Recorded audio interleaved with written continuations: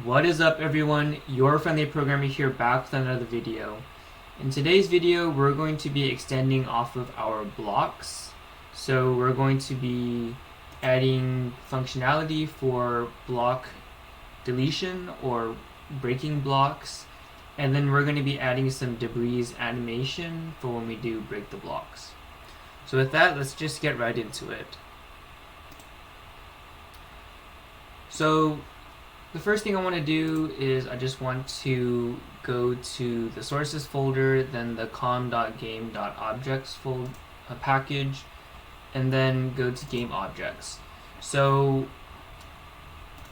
I realized here that we never added a get method for our scale instance variable, and so we're going to go ahead and add that because we'll need that in this video. So let's go ahead and do that. So public int get scale and return scale. Okay, and let's just also do it for the set as well, since we never did that. So let's go ahead and do public void set scale, and let's pass in a scale here. Okay, so now we have getters and setters for our scale. So that was just something that we're missing from last time. Okay, so now let's get right into this. So the first thing we want to do is we want to go to our textures class.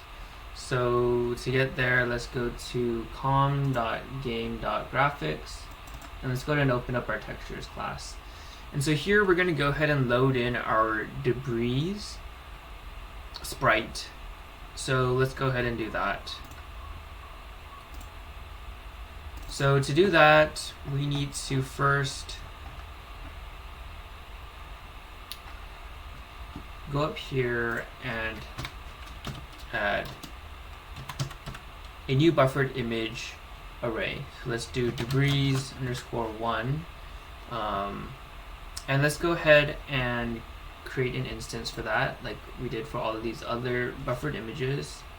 So let's just create it down here. So let's do debris 1 is equal to new buffered image, and we're going to have an array of 4 objects there.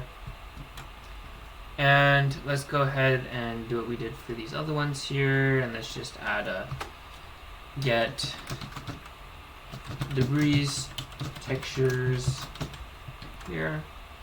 And let's go ahead and create a way to get this buffered image array. So let's go ahead and do that. Let's just add that right here. So let's do public buffered image get debris 1, and let's return debris 1.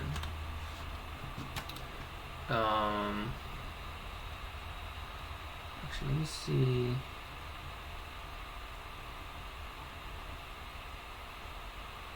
Actually, let's just add it. Let's add it down here where all of our other ones are. So let's do that. Okay. And now let's go ahead and do what we did for all of these other textures. So let's go ahead and load in our sprite. So let's go ahead and do private void get debris textures, and let's just do what we did for the previous one. So get off is equal to, and we'll fill in these numbers later. So get y off, get our width, get our height, and let's go ahead and fill in this as well. So let's do is equal to, let's see, so what sheet do we want to use here? So yeah, we want to use this one. So if we remember, we can just go to this real quick. So we have this tile sheet, and our brick debris is going to look like this. So we want to bring in these four. So if you remember here, we have an array of 4 elements, and the reason for that is because we have 4 elements right here. So we're going to bring in each of those. Okay, so let's go ahead and do that. So let's go back down here, and let's do block sheet. And just like we did before, we get a sub image here, and we want to get an X offset, Y offset, width, and height. So that looks good. And let's just do a copy and paste here. And let's go ahead and update these indexes. And I'm just going to copy these values over. So we want to just get the X and Y offset of this first object, and then the width and height of one of these. And then we just want to do some math here so that we can get the rest of the other 3. So the rest of these. So let's just, I'm just going to type these in. So it's 304, 112, and then the width and height are 8 pixels. And for this, the math is actually going to be the same as these right here. So I'm going to copy these over.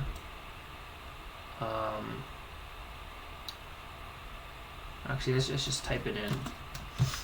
So height, and this would be width here,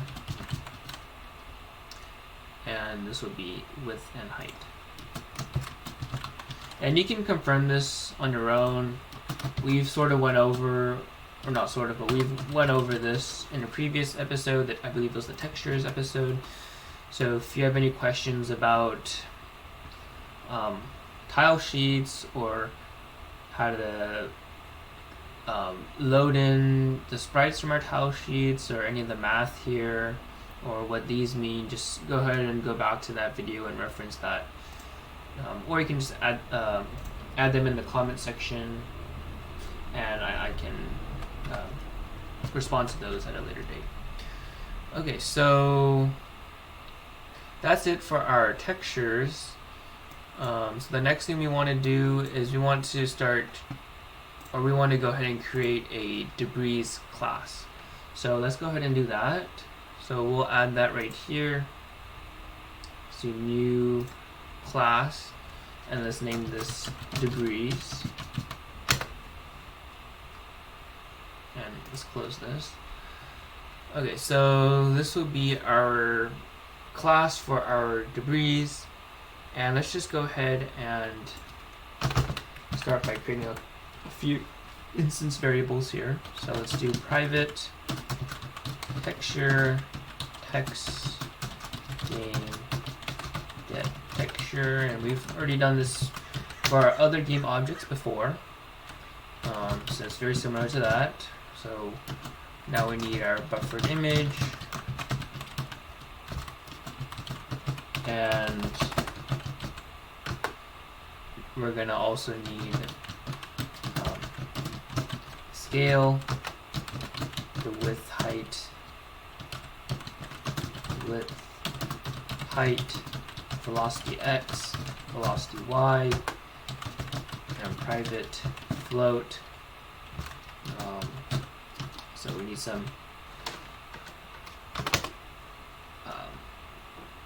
we're going to have this array of floats, and this array is going to be of size 4, and that's going to represent the x and y positions of each of our debris objects. So let's go ahead and import these. So just hover over these errors and import all of this.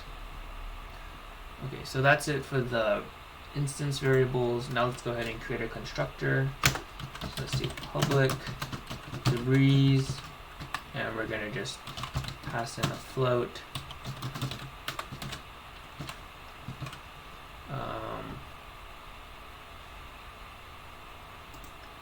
So float x position, float y position, and then a width, a height, and then a scale. And let's start initializing some of these. So it's going to be an array of 4 objects for our x positions, and same for our y positions. And now let's go ahead and actually set these. So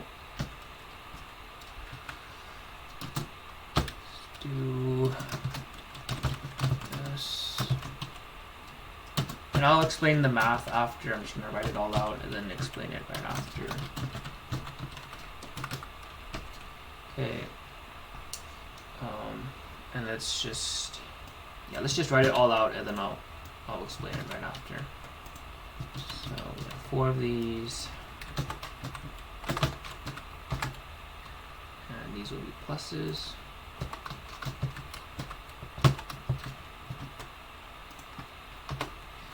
And let's do the same for our y's.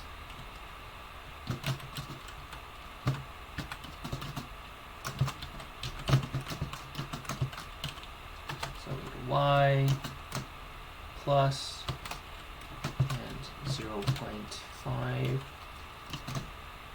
times width.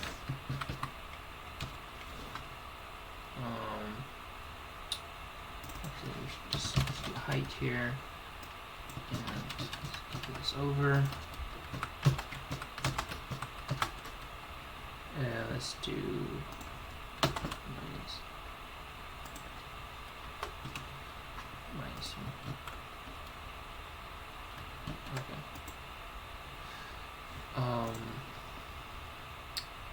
So yeah, let's continue writing here and then I'll explain after. So width equals width divided by 2.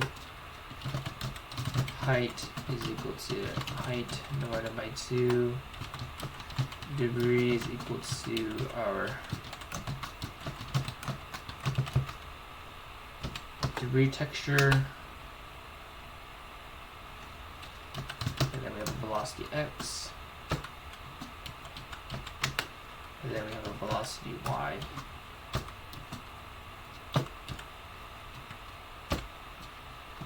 And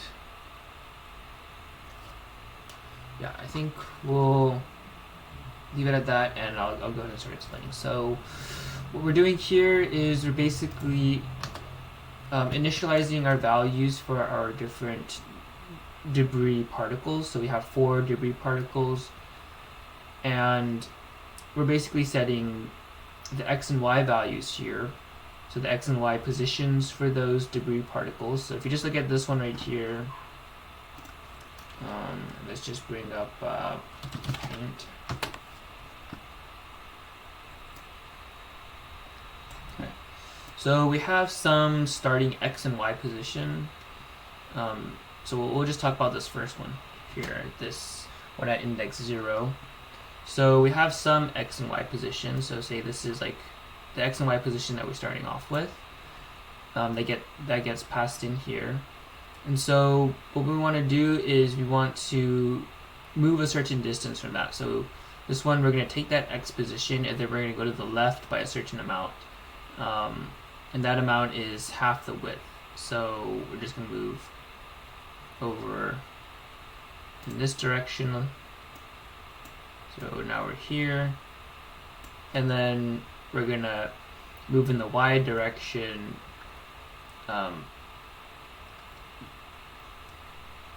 So when you add to the y direction, remember it goes downward. So we're going to go down here. So this is going to be one of our pixels. The other one here is going to be the same x direction, but then the y direction, it's minus, so it goes in the upward direction. So this will be, we want to index 1. And then you can imagine this index 2, 1 is going in this direction, and then it goes plus for the y, so it goes down. So this is our second index, and then our last one, just a yellow, it goes this way, right? So we're basically just setting our positions for our 4 particles in these 4 corners here. And